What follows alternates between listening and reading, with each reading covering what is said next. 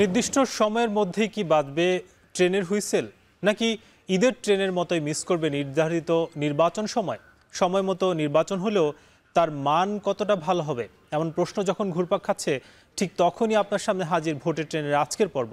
আলোচনার নাম দিয়েছি ভোটের মান। আপনার সঙ্গে থাকবো নাজমুস সাকিব। নির্বাচন আয়োজনে কোনো চাপের কাছে নতি স্বীকার করবে না কমিশন, সাফ জানিয়েছেন সিএসি। এছাড়াও আজ বেশ কয়েকজন নির্বাচন কমিশনার কথা বলেছেন। শুরুতেই দেখে আসতে চাই সেগুলো।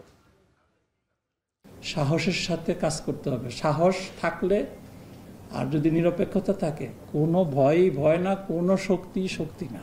আপনারা অবশ্যই ভালো করবেন। যেহেতু আপনাদেরকে প্রভাবিত করার মতো কোনো সরকার এখন নাই, সেহেতু আপনারা কিন্তু ফিল্ডে কিং। একটা ইফেক্টিভ ইলেকশনের জন্য যে ধরনের কাজ করা প্রয়োজন, ফার্স্ট ক্লাস আপনি নেবেন, এই দায়িত্ব আপনি নিয়েছেন। খোদা না করুক এই ইলেকশনও যদি আমরা ভালো না করতে পারি, বিশ্বের কাছে, মানুষের কাছে জাতির হিসাবে আমরা অত্যন্ত নিন্দিত জাতি হিসেবে পরিণত হব। আমরা চাই সর্বস্তরের সবাই আমরা আইন মেনে চলব, আইনের প্রতি শ্রদ্ধাশীল থাকব এবং আইনকে এস্টাবলিশ করব। সবকিছু শেষ হওয়ার পরে তখন দেখবেন যে আর কেউ নাই, সবাই মারামারি করে ভোটের কেন্দ্র দখল করে, বাক্স দখল করে বাড়ি চলে গেছে, আর আপনি গিয়ে হাজির হলেন। সেটা যাতে না হয়, কোনো চাপের কাছে নতি স্বীকার করবেন না এবং সম্পূর্ণভাবে নিজের সিদ্ধান্তে, আইন অনুযায়ী সিদ্ধান্তে অটল থাকবেন। আমাদের পক্ষ থেকে আমরা সার্বিক সহযোগিতা দেব এবং নির্বাচন কমিশনও কিন্তু কারো কোনো অন্যায় চাপের কাছে নতি স্বীকার করবে না। ভোটের ট্রেনে আজ আমাদের সঙ্গে স্টুডিওতে যুক্ত আছেন জাতীয় নাগরিক কমিটির যুগ্ম মুখ্য সমন্বয়ক মাহবুব আলম, এবং ঠিক কিছুক্ষণ পর সরাসরি যুক্ত হবেন বিএনপির কেন্দ্রীয় নির্বাহী কমিটির সদস্য আবু নাসের মোহাম্মদ রহমতুল্লাহ। মাহবুব আলম, আপনাকে স্বাগত জানাই ভোটের ট্রেনে। আমরা শুরুতেই জানতে চাই যে প্রধান উপদেষ্টা কিন্তু বলেছেন যে ফেব্রুয়ারিতে নির্বাচন, এবং তিনি বারবার যখন বক্তব্য দিচ্ছিলেন তখনই কিন্তু আমরা শুনতে পাচ্ছিলাম যে বলা হচ্ছিল নির্দিষ্ট সময় নির্বাচন। আমরা বিগত নির্বাচনগুলো যদি দেখি, তার আগের যেই প্রস্তুতিগুলো, এবার আসলে প্রস্তুতিটা কেমন দেখছেন? যদি ফেব্রুয়ারিতে নির্বাচন হয়, ডিসেম্বরে কিন্তু তফসিল ঘোষণা করার কথা। আসলে এবারের নির্বাচনটা একটু ভিন্ন প্রেক্ষাপটে হচ্ছে। আপনারা জানেন যে একটা গণ অভ্যুত্থানের পরে দেশে এখনও আসলে কোনো ধরনের স্থিতিশীলতা আসে নাই, এবং আমাদের আসলে পুলিশ বলেন, থানাগুলো এখনও আসলে পূর্ণরূপে তারা ফাংশন করতেছে না। এমন অবস্থায় আসলে আমাদের কাছে মনে হচ্ছে যে তাড়াহুড়ো করে আসলে নির্বাচনের আয়োজন করা হচ্ছে, যার কারণে আসলে এখনও ইসি আসলে পূর্ণরূপে প্রস্তুতি নিতে পারে নাই। তো আমাদের কাছে মনে হচ্ছে যে যদি আসলে সুষ্ঠুভাবে নির্বাচনের আয়োজন করতে হয়, তাহলে অবশ্যই আগে থানাগুলোকে ফাংশন করতে হবে। কারণ আপনি আইন শৃঙ্খলা, আপনি দেখতে পাচ্ছেন যে দেশের বিভিন্ন জায়গায় আগুনের ঘটনা ঘটতেছে, দেশের বিভিন্ন জায়গায় নানা ধরনের নাশকতার ঘটনা ঘটতেছে। এগুলোর যথাযথ পদক্ষেপ নিতে পারতেছে না সরকারের পক্ষ থেকে। এমন অবস্থায় জাতীয় নির্বাচনের মতো এত বড় একটি আয়োজন করার মতো আসলে সক্ষমতা আছে কিনা আমাদের প্রশাসনের, সেটা আসলে এখনও প্রশ্নবিদ্ধ। তো এমন অবস্থায় আসলে সরকার চাইলেও একটা পূর্ণ নির্বাচনের দিকে যেতে পারবে না আমাদের কাছে। এবং এই নির্বাচন কমিশন আমরা দেখেছি যে তারা কিন্তু প্রথম যে নির্বাচনটা করবে সেটা কিন্তু জাতীয় নির্বাচন দিয়ে। সেক্ষেত্রে আপনারা যেমন বলছিলেন যে গণভোটের যে বিষয়গুলো, সেসব বিষয়ে আপনাদের অবস্থানটা কেমন এখন? হ্যাঁ, আমরা আসলে প্রথম থেকে বলছিলাম যে এই নির্বাচন কমিশনারের পরীক্ষার জন্য হলেও একটা যদি স্থানীয় নির্বাচনের আয়োজনটা করা হতো, তাহলে তাদের একটা টেস্ট কেস হয়ে যেত এবং অভিজ্ঞতা হতো। সেটাও করা হচ্ছে না। আবার আমরা যখন গণভোটের কথা বলছি, সেটাও আসলে দেখলাম যে একটি বড় দল নানা কৌশলে তারা বলছে যে নির্বাচনের দিনের আয়োজন করার জন্য, যার ফলে এই নির্বাচন কমিশনারের আসলে কোনো ধরনের অভিজ্ঞতা ছাড়াই আসলে এরকম একটা ক্রান্তিকালীন সময়ে তারা আসলে নির্বাচনের আয়োজনের চেষ্টা করছে, কিন্তু আসলে এই চেষ্টাটা আসলে যথোপযুক্ত মনে হচ্ছে না। আমরা একটা বিষয় আসলে বারবারই কথাটা আসে যে নির্বাচন হতে পারে ফেব্রুয়ারিতে, তবে তার মান সংরক্ষণ কতটা করা যাবে। আমরা বিগত যে 3টা নির্বাচন যেমন প্রশ্নবিদ্ধ ছিল, এবং যদিও প্রধান উপদেষ্টা বলছেন যে এটা একটা শ্রেষ্ঠ একটা নির্বাচন আসলে তারা করতে চান, আপনার কি মনে হয় আসলে আমরা কি ফেব্রুয়ারিতে তাহলে একটি মানসম্পন্ন নির্বাচন উপহার দিতে পারবো? এটার সম্ভাবনাটা আমি খুবই ক্ষীণ দেখছি। কারণ আসলে দেশের ক্ষীণ কেন? কারণ দেশের আইন শৃঙ্খলা পরিস্থিতির যে অবস্থা আপনি দেখতে পাচ্ছেন, একের পর এক যে ধরনের ঘটনাগুলো ঘটছে। ইভেন আমরা দেখতে পাচ্ছি যে থানা থেকে আসামি চিন্তাই করে নিয়ে যাচ্ছে, আসলে পুলিশ কিছুই করতে পারছে না। সেখানে দুজন পুলিশ কিভাবে আসলে একটা ভোট কেন্দ্র পাহারা দিবে, এটা নিয়ে আসলে অনেক বড় শঙ্কার জায়গা। এবং আমাদের আসলে পুলিশ এখনো তারা আসলে তাদের কনফিডেন্সটা ফিরে পায়নি, যার কারণে আসলে আমার কাছে মনে হয় না যে আসলে একটা সুন্দর ক্রেডিবল ইলেকশন করার মতো সক্ষমতা আমাদের প্রশাসনের আছে। আপনার দল নিয়ে আমরা একটু কথা বলতে চাই। এনসিপি দেখেছি যে প্রায় যেহেতু ফেব্রুয়ারিতে আত্মপ্রকাশ করেছে, সব মিলিয়ে 6 মাস অতিক্রম করবে এই অক্টোবরে। সেক্ষেত্রে এনসিপির মধ্যে আমরা দেখছি যে একটা ভাঙনের সুর কিংবা একটি জোটবদ্ধ হওয়া, অন্য দলের দিকে যাওয়া, এইসব বিষয়গুলো নিয়ে কী বলবেন?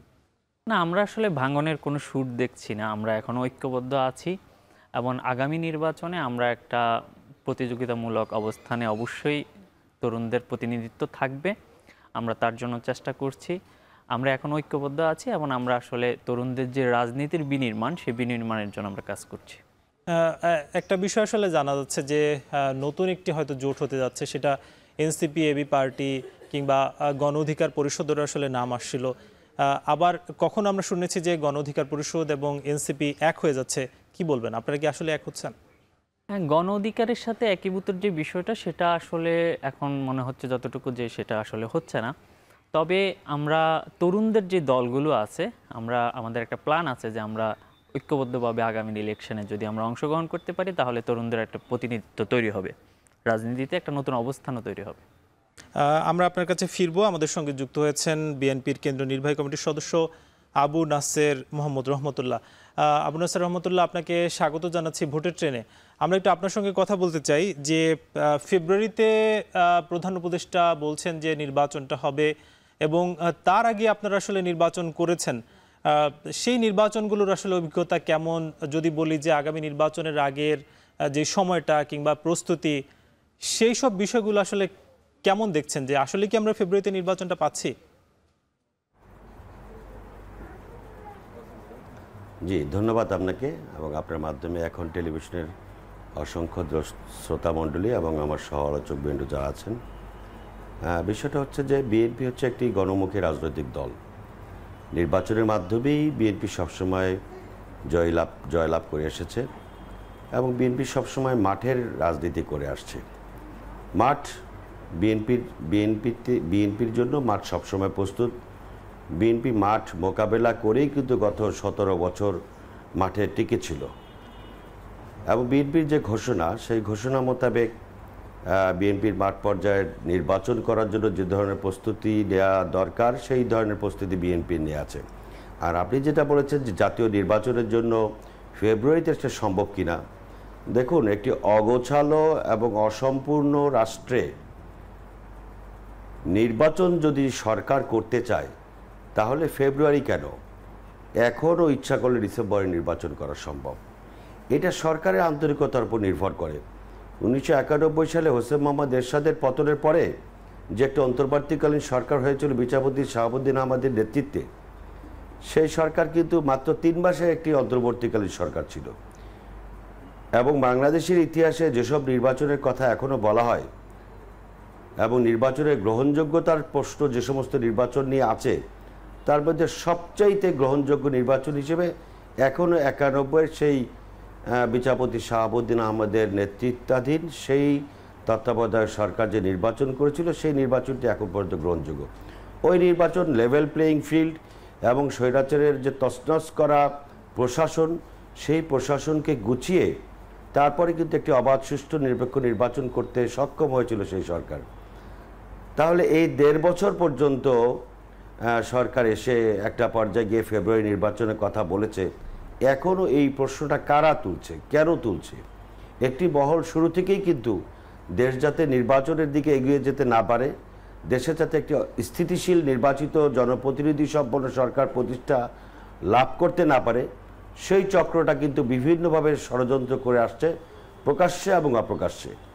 সেই মহলটি বিভিন্নভাবে বোঝানোর চেষ্টা করছে যে ফেব্রুয়ারিতে নির্বাচন সম্ভব কিনা। আমি আপনাকে স্পষ্ট করে বলতে চাই, যদি সরকারের সদিচ্ছা থাকে, প্রধান উপদেষ্টা যে ঘোষণা দিয়েছেন, সেই ঘোষণা অনুযায়ী ফেব্রুয়ারিতে একটি সুন্দর, সুস্পষ্ট, গ্রহণযোগ্য, প্রতিনিধিত্বশীল নির্বাচন করা সম্ভব, কিন্তু সেটা সরকারের উপর নির্ভর করে। রাজনৈতিক দল হিসেবে বিএনপি সম্পূর্ণ প্রস্তুত। কিন্তু আবু নাসের একটু জানতে চাই, যেমন এনসিপির মাহবুব আলম বলছিলেন, মাহবুবুর রহমান, যে তিনি আসলে দেখতে পাচ্ছেন যে বাংলাদেশের যে থানাগুলো আছে সেগুলো এখনও প্রস্তুত না, পুলিশ প্রশাসন বা আইনশৃঙ্খলা বাহিনী এখনও সেইভাবে আগের মতো ঠিক হতে পারছে না। অর্থাৎ সব মিলিয়ে যদি নির্বাচনে একটা বিশৃঙ্খলা পরিস্থিতি তৈরি হয়, সেক্ষেত্রে আসলেই কি একটি মানসম্পন্ন নির্বাচন আমরা উপহার দিতে পারবো?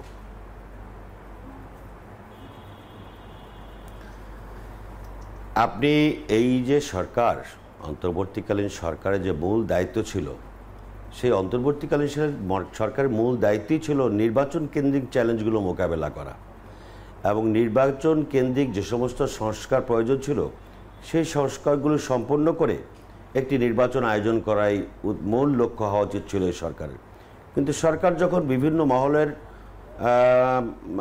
কান কথা বা ষড়যন্ত্রে পা দিয়ে বিভিন্ন রকমের কর্মকাণ্ডে তারা জড়িয়ে যেতে শুরু করেছে, তখনই কিন্তু শাখা প্রশাখাগুলো ভিন্ন দিকে ডানা মেলতে শুরু করেছে।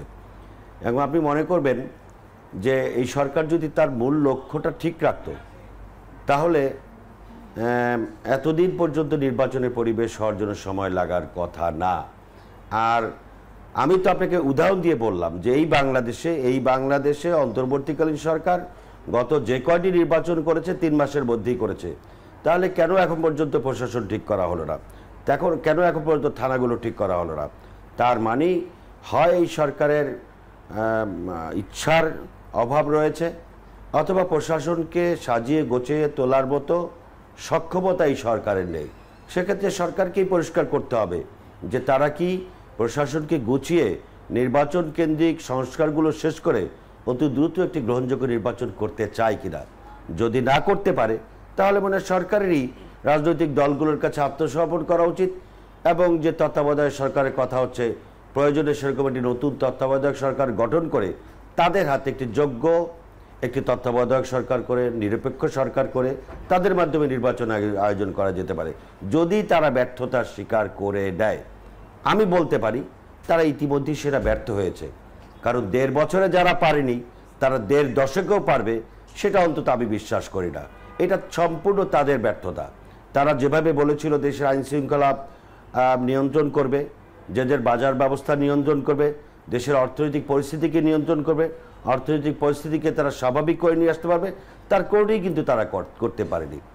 তো যেহেতু তারা সেটা করতে পারেনি, এখন তারা এই অজুহাত দিয়ে যদি নির্বাচনকে পেছানোর চেষ্টা করে বা নির্বাচনকে তারা যদি সফল করতে ব্যর্থ হয়, তাহলে সেই ব্যর্থতা তাদের ব্যর্থতা, ইতিহাসে তারা ব্যর্থ সরকার হিসেবে চিহ্নিত হবে। আবু নাসের, আরেকটা বিষয় আপনার কাছে জানতে চাই যে একটা বিষয় আসলে বেশ আলোচনার মধ্যে আসছে যে এনসিপি এখন বিএনপির সঙ্গে জোট করতে যাচ্ছে কিংবা সেদিকে যাচ্ছে, আবার জামাতের সঙ্গে বিএনপির একটা দূরত্ব বাড়ছে কিনা সেটাও আমরা দেখতে পাচ্ছি। যে সাম্প্রতিককালে একটি বড় ধরনের ঘটনা ঘটেছে যে জামাত এবং বিএনপির স্থানীয় নেতাকর্মীদের মধ্যে সেখানে কিন্তু একটা সংঘর্ষের ঘটনা ঘটেছে। অর্থাৎ আপনারা কি জামাতকে দূরে ঠেলে দিচ্ছেন, এনসিপিকে কাছে টানছেন, কি বলবেন? না, এখানে দূরে ঠেলে দেওয়া বা কাছে টানার কিছু নাই। নির্বাচনকে সামনে রেখে বিভিন্ন রাজনৈতিক মোড় বিভিন্ন দিকে ঘুরপাক খেতেই পারে। এটা বাংলাদেশের নির্বাচনকালীন সময়গুলোর যদি আমরা একটু পর্যালোচনা করি, তাহলে দেখতে পারবো যে নির্বাচনের সময় আসলে নানানমুখী মোর্চা জন্ম হয়, নানানমুখী জোট গঠন হয়, নানামুখী প্রচার চালানো হয়। এটা মানে কখন কি হয় এটা আসলে বোঝে নেওয়াটা খুব কঠিন। এক সময় তো যেমন ধরেন এনসিপির নেতা একটা বক্তব্যের বরাত দিয়ে জামাতের নেতা যেভাবে বললেন যে বাপের থেকে বেশি বোঝে না বা বাপের সঙ্গে টেক্কা মারে না, কি যেন একটা কথা বলেছে। তো তার মানে কি তাদের সন্তান হিসেবে এনসিপি ছিল এতদিন? আবার এনসিপিও আবার পাল্টা জামাতের নেতার বক্তব্য। এইটা রাজনীতিতে গণতান্ত্রিক শিষ্টাচারের মধ্য থেকে কারো বিরোধিতা করা বা কারো সমালোচনা করা এটা দোষের কিছু না। এটা নির্বাচন কেন্দ্রিক একটু বেশি হয়, সেরকমই হচ্ছে। আমার মনে হয় নির্বাচনটা সাজিয়ে গুছিয়ে সামনের দিকে আসলে আরও স্পষ্ট করে বোঝা যাবে যে কারা পরিপূর্ণ বিরোধিতার দিকে যাচ্ছে, কাদের সঙ্গে কারা মোর্চা করছে, কাদের সঙ্গে কাদের জোট হচ্ছে, সেটা আরও পরে বোঝা যাবে। এখন তো নানামুখী কথাবার্তা চলছে, নানামুখী খেলা চলছে। আমার রাজনৈতিক অভিজ্ঞতা থেকে আমি যতটুকু মনে করি, এটাকে একেবারেই সর্বশেষ কোনো কিছু বলা যাবে না। এটা এক এক সময় এক এক দিকে মন নিতেই পারে, আর রাজনীতিতে যে যেদিকে সুবিধা পায় সেই দিকেই জোট বাঁধে। এটাই চিরাচরিত নিয়ম। আমার যেখানে সুবিধা হবে আমি সেখানে যাব, তাদের যেখানে সুবিধা হয় সেখানে তারা যাবে। এটা নতুন কিছু না, এটা বাংলাদেশের রাজনীতির একটা চিরাচরিত একটা নিয়ম। অর্থাৎ এটা আপনি রাজনৈতিক ইতিহাস বা নির্বাচন কেন্দ্রিক সময়গুলোকে আমরা আপনার কাছে ফিরবো। তবে মাহবুব, ছোট করে একটু জানতে চাই আপনার কাছে যে আপনারা কি আসলে এই যে গত 6 মাস বা 8 মাস এই সময়টা কি জামাতের মধ্যে ছিলেন, নাকি কেন আসলে দূরত্বটা আপনাদের সাথে? কোনোভাবেই না। আমরা আসলে গণ অভ্যুত্থানের পরে আমরা একটা জিনিস চেষ্টা করছি যে তরুণদের একটা রাজনীতি বিনির্মাণ করার জন্য এই বাংলাদেশে তরুণদের রাজনৈতিক হিস্সাটা আমরা তৈরি করার চেষ্টা করছি। এবং এখনো পর্যন্ত আমরা আসলে এই যে জোটের আলাপটা আসতেছে, এটা মূলত তরুণদের রাজনীতিটাকে দুর্বল করার একটা প্রচেষ্টা হিসেবে আমরা দেখছি। আমরা এখন পর্যন্ত আমরা চেষ্টা করছি যে বাংলাদেশে তরুণদের জন্য একটি স্বতন্ত্র রাজনৈতিক প্ল্যাটফর্ম তৈরি করা। জামাতের সেক্রেটারি তো বললেন যে আপনারা তাদের সন্তান, তারা আপনাদের বাবা। উনি যে কথা বলেছেন সেটা আসলে রাজনীতিতে আমরা এটাকে আমরা দৃষ্টিকটু হিসেবেই দেখছি, যে আসলে উনি যেই ভাষা যে শব্দ চয়ন করছেন এটা আসলে কোনোভাবেই ওনার সাথেও যায় না, এবং এনসিপি সম্পর্কে উনি যেই শব্দ চয়ন করছেন এটা আসলে আমরা কোনোভাবেই গ্রহণ করছি না। আমরা যেটা বলছি যে আমরা এমন একটি রাজনীতিক প্ল্যাটফর্ম তৈরি করতে যাচ্ছি যেখানে আসলে আমরা জামাতের দিকেও যাচ্ছি না, আমরা বিএনপির দিকেও যাওয়ার চিন্তা করছি না। আমরা স্বতন্ত্রভাবে এই বাংলাদেশের প্রত্যেকটি আসনে আমরা প্রার্থী দিয়ে আমরা আমাদের তরুণদের রাজনীতির একটা অবস্থান তৈরি করার জন্য প্রচেষ্টা চালাচ্ছেন। আমরা আপনাদের সঙ্গে আবারও আলোচনা করব, তবে তার আগে নিব ছোট একটা বিরতি, ফিরবো কিছুক্ষণ পর। RICL TMX, যুগের পর যুগ স্থাপনা থাকে মজবুত। VRM প্রযুক্তির RICL TMX। আজকে আমাদের সঙ্গে যুক্ত আছেন, স্টুডিওতে যুক্ত আছেন জাতীয় নাগরিক কমিটির যুগ্ম মুখ্য সমন্বয়ক মাহবুব আলম, এবং সরাসরি যুক্ত হয়েছেন বিএনপির কেন্দ্রীয় নির্বাহী কমিটির সদস্য আবু নাসের মোহাম্মদ রহমতুল্লাহ। দুজনকে আবারও আমরা স্বাগত জানাচ্ছি।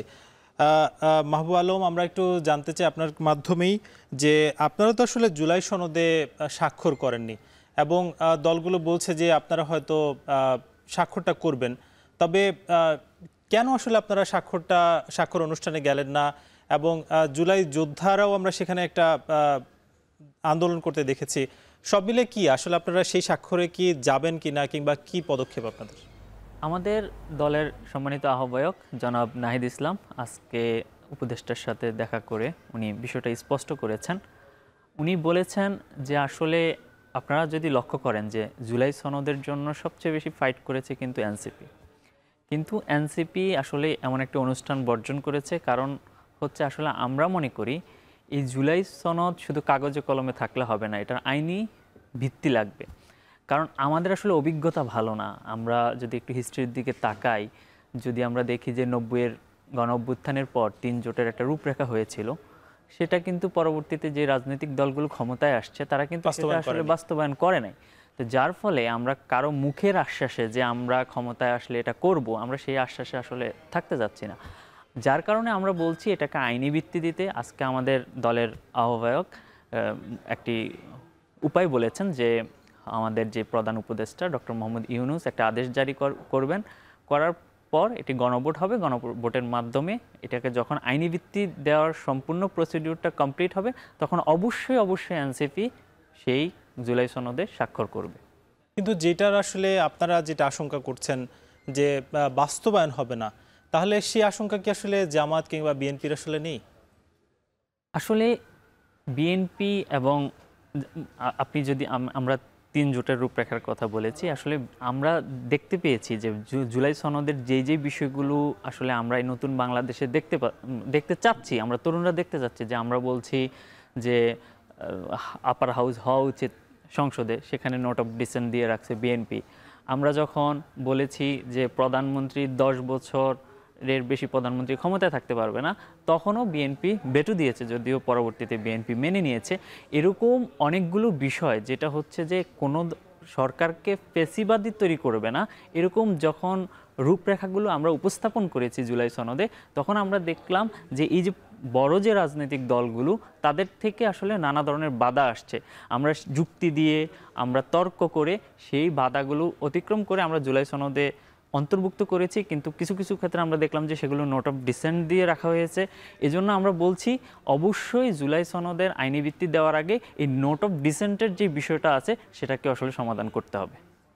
আমরা আবু নাসের আপনার কাছে একটু জানতে চাই যে এনসিপির পক্ষ থেকে যেমন বলা হচ্ছিল যে নোট অফ ডিসেন্ট সহ অন্যান্য যে সমস্যাগুলো আছে আসলে জুলাই সনদে, সেগুলোর সমাধান দরকার, আইনি ভিত্তি দরকার। তো এই যে এত এত প্রশ্ন, তার মধ্যে আপনারা জুলাই সনদে কেন স্বাক্ষর করলেন?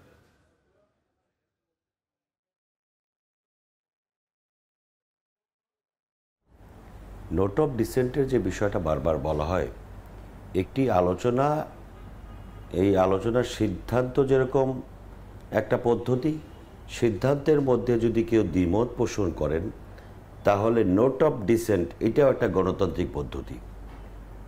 তো যদি বিষয়টা এরকম হয় যে আমি যা যা চাই সব কিছুই আমাকে জোর করে মানতে হবে, এটাও কিন্তু এক ধরনের ফ্যাসিবাদী চিন্তা। আমার যদি মনে হয় যে এটা বৃহত্তর স্বার্থে, দেশের স্বার্থে, গণতন্ত্রের স্বার্থে বা সামাজিক উন্নয়নের স্বার্থে এটা যদি ক্ষতিকর হয়, আমি কারো চিন্তাটাকে আমি অশ্রদ্ধা প্রদর্শন না করে আমার চিন্তাটা যে ভিন্ন সেই চিন্তাটা প্রকাশ করা বা সেই চিন্তাটাকে লিপিবদ্ধ করাই, এটাই হচ্ছে নোট অফ ডিসেন্ট। এটা তো কোনো সমস্যা হওয়ার কথা না, এটা তো যে কেউ এটা করতে পারে, এক নম্বর বিষয়। দ্বিতীয় বিষয়টা হচ্ছে জুলাই সনদের জন্য সবাই কিন্তু আগ্রহী, এবং জুলাই সনদে বিএনপি কেন স্বাক্ষর করেছে?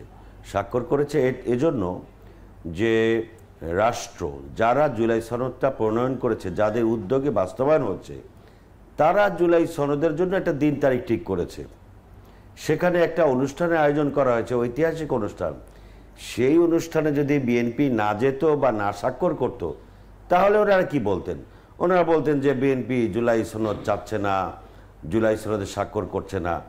আজকে যারা বেশি জুলাই সনদের কথা বারবার বলছে, তারা যখন ওখানে যাওয়ার পরেও স্বাক্ষর করেনি, বা কিছু উচ্ছৃঙ্খল ছেলেপেলে সেখানে একটা উচ্ছৃঙ্খল পরিবেশ তৈরি করে যেখানে জুলাই যোদ্ধাদেরকে কলঙ্কিত করা হলো, কিন্তু বলা হচ্ছে তারা তো জুলাই যোদ্ধা, এবং এনসিপির পক্ষ থেকে বলা হচ্ছিল যে তারা আসলে জুলাই যোদ্ধা রূপেই সেখানে গিয়েছে, এবং জুলাই যোদ্ধাও আমরা অনেককে দেখেছি।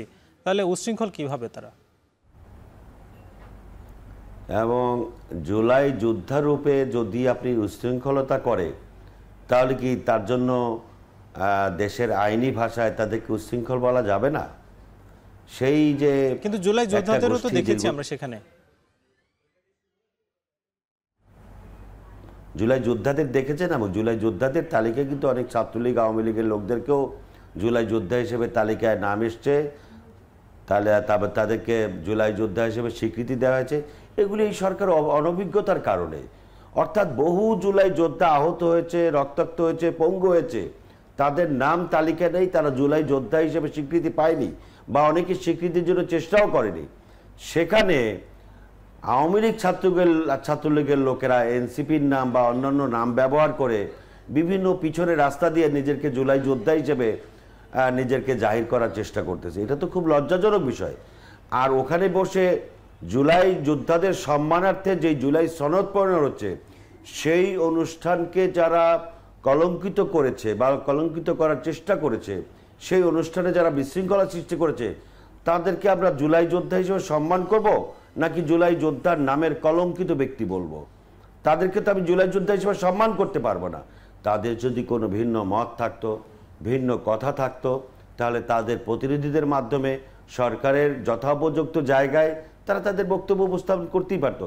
কিন্তু একটি ঐতিহাসিক অনুষ্ঠানকে যারা নষ্ট করতে চেয়েছে, বিশৃঙ্খলা সৃষ্টি করতে চেয়েছে, কলঙ্কিত করার চেষ্টা করেছে, তারা জুলাই যোদ্ধা নামের কলঙ্ক, তাদের ব্যাপারে সাফাই গাওয়ার কোনো সুযোগ নেই।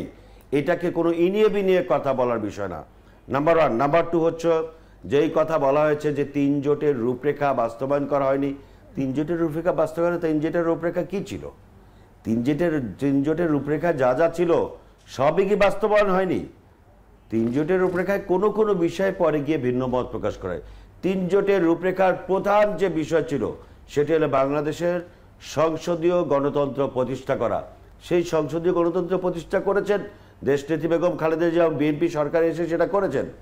এবং তিন জোটের রূপরেখায় অন্যান্য যে বিষয়গুলো ছিল, ম্যাক্সিমাম বিষয়, দু একটা বিষয় তো আলোচনায় গিয়ে টেবিলে মিলে নাই বা ভিন্ন মত প্রকাশ করা হয়েছে, সেটা ভিন্ন জিনিস। আজকেও যদি তার থেকেও বেশি কিছু তারা বাস্তবায়ন করতে চান তাহলে নির্বাচনী ইশতেহারে যান। নির্বাচনী ইশতেহারের সময় জনগণের কাছে বলতে হয় যে আমি রাষ্ট্র ক্ষমতায় গেলে দেশকে এভাবে সাজিয়ে গুছিয়ে তুলব, আমরা নির্বাচনে বিজয় লাভ করলে আমরা আমাদের দেশের জনগণের জন্য এই কাজগুলো করব। জনগণ যদি সন্তুষ্ট হয়ে আপনাকে ভোট দেয়, আপনি যদি পার্লামেন্টে গিয়ে আপনার চিন্তা চেতনা এবং সরকারের কাছে জনগণের কাছে দেওয়া ওয়াদা আপনি পার্লামেন্টে পাস করবেন, আপনি জোর করে একটা অর্ডিন্যান্স করলে সেটা তো জনগণের মতে প্রতিফলন হয় না, সেটা তো আপনার জুলাই প্রকৃত চেতনা বাস্তবায়ন হয় না। জুলাইয়ের চেতনার নাম করে নিজেদের মন গড়া কোনো কিছু জোর করে চাপিয়ে দেওয়া, এটাও কিন্তু এক ধরনের ফ্যাসিবাদী চিন্তা। এই চিন্তাগুলো যারা করছেন তাদেরকেও সেই চিন্তাগুলো থেকে বের হয়ে আসা উচিত এটা মনে করি।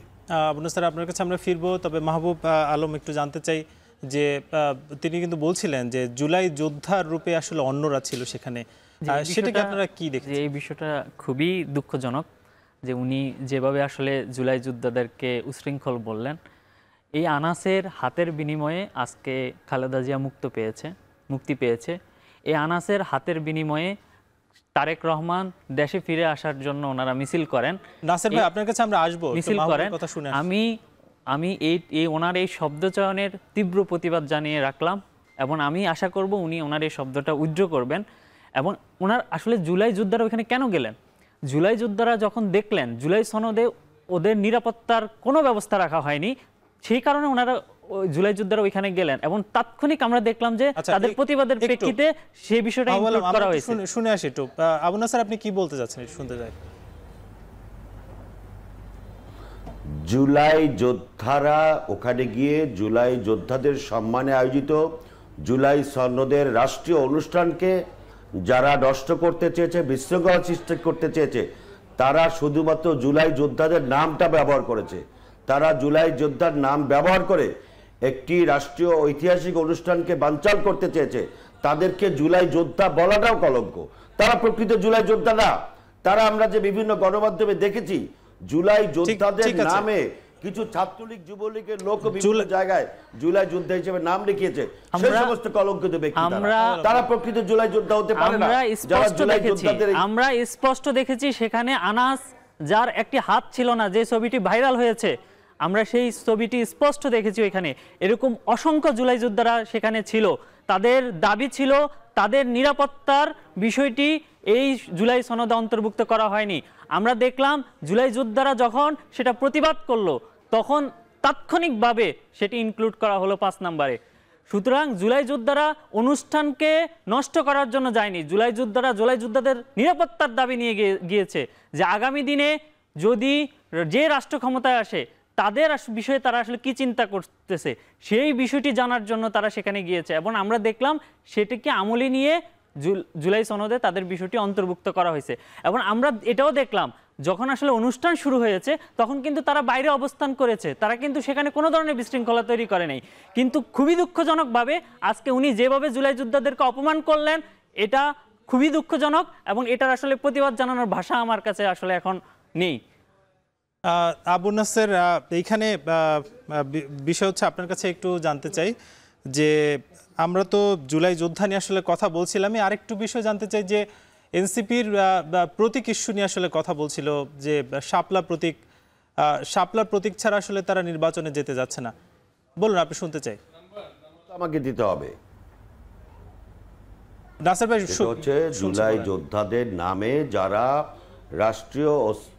রাষ্ট্রীয় অনুষ্ঠানকে বিশৃঙ্খল পরিবেশে তৈরি করেছে, সেটার জুলাই যোদ্ধাদের নাম চেতনাকে কলঙ্কিত করেছে। আমাকে যতই বলা হোক, উনি নিন্দা জানিয়েছেন, আমি পাল্টা প্রতিবাদ জানালাম যে প্রকৃত জুলাই যোদ্ধারা একটি জাতীয় অনুষ্ঠানকে বানচাল করতে পারে না।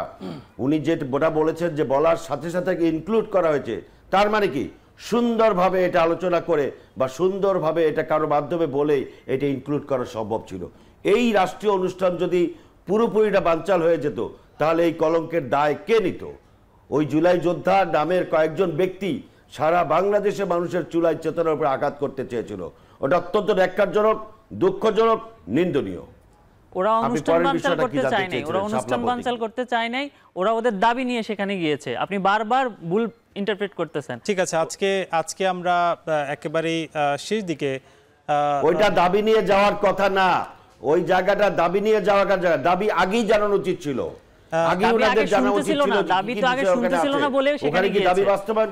অবশ্যই সেটাই তো হইলো, দাবি মেনে নিল, পরিকল্পিতভাবে করা হয়েছে, ওইটা পরিকল্পিতভাবে করা হয়েছে, ওটা সরকারের ব্যর্থতা। আবু নাসের এবং মাহবুব আলম দুজনকে অসংখ্য ধন্যবাদ আমাদের ভোটের ট্রেনে সময় দেওয়ার জন্য। আমরা নিব ছোট একটা বিরতি, ফিরবো কিছুক্ষণ পর।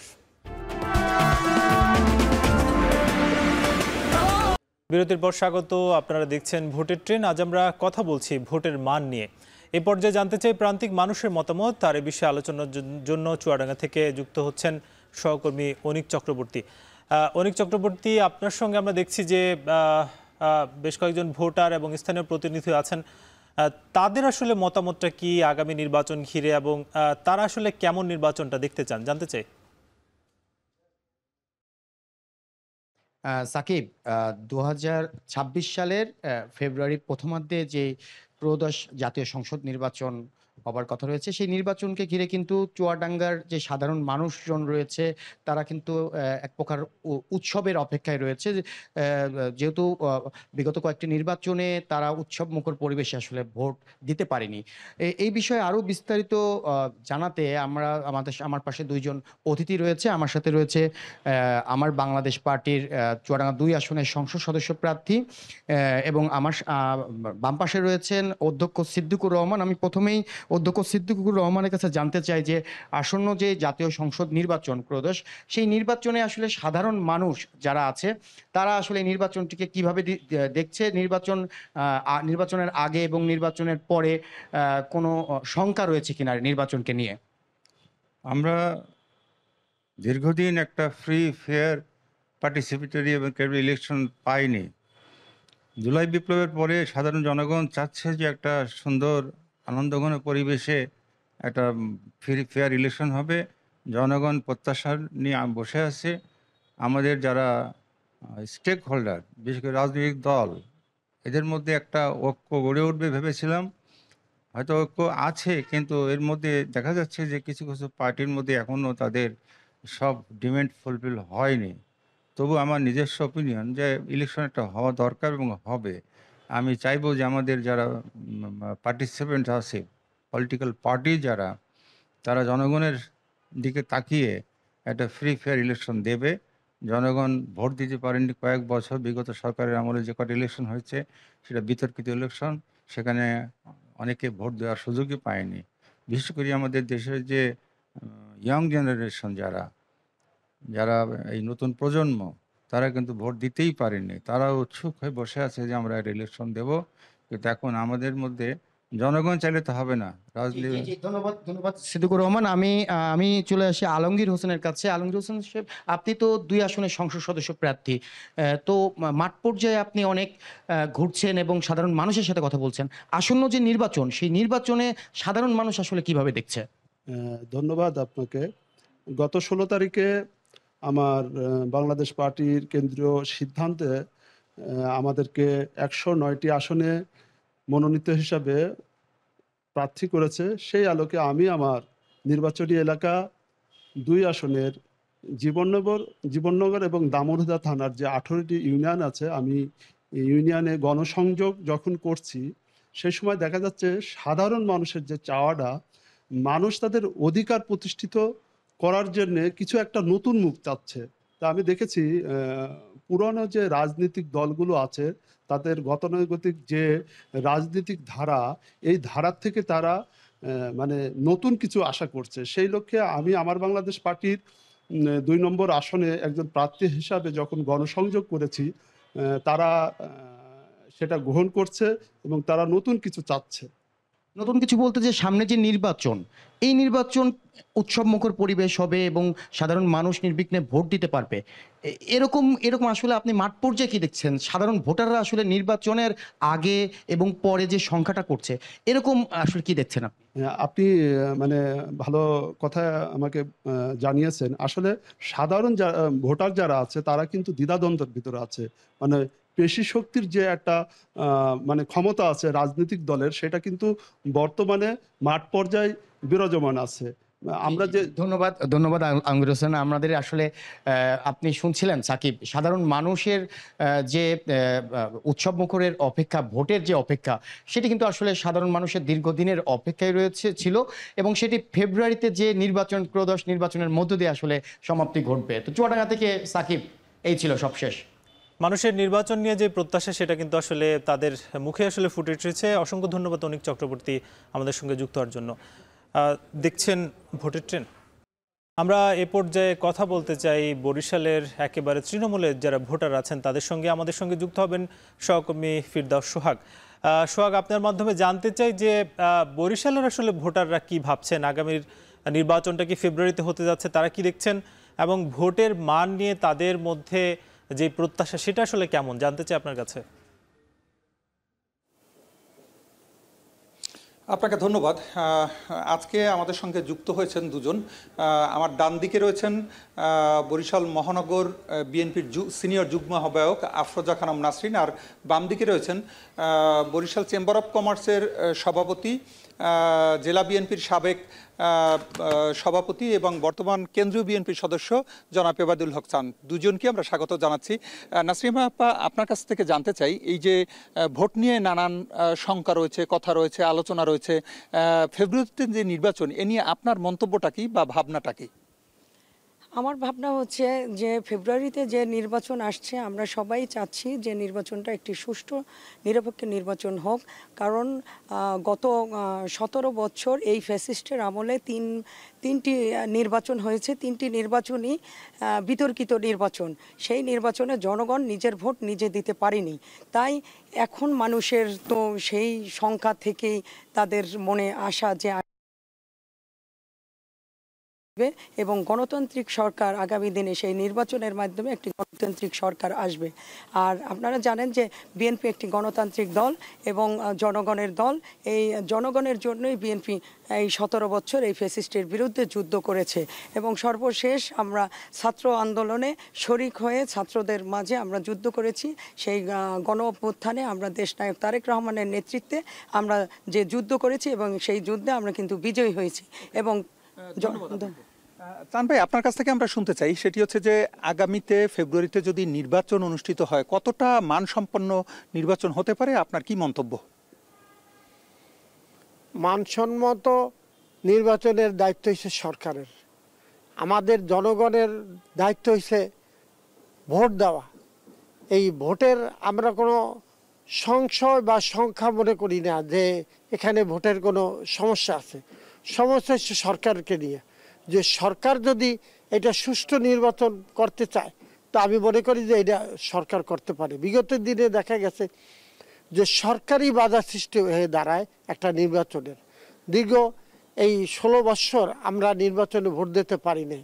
আমি একজন নির্বাচনের পরিচালক হিসাবে সেই শহীদ জিয়াউর রহমান সাহেবেরও যখন হানা ভোট হয়েছে সেই নির্বাচনে আমি দায়িত্ব ছিলাম, আব্দুর রহমান বিশ্বাস সাহেবের নির্বাচনের দায়িত্ব ছিলাম, মুজিবুর রহমান সরোয়ারের নির্বাচনের দায়িত্ব ছিলাম। কিন্তু আমরা কোনো সময় সংশয় দেখি না বা কোনো বাধা বিপত্তি দেখি নাই।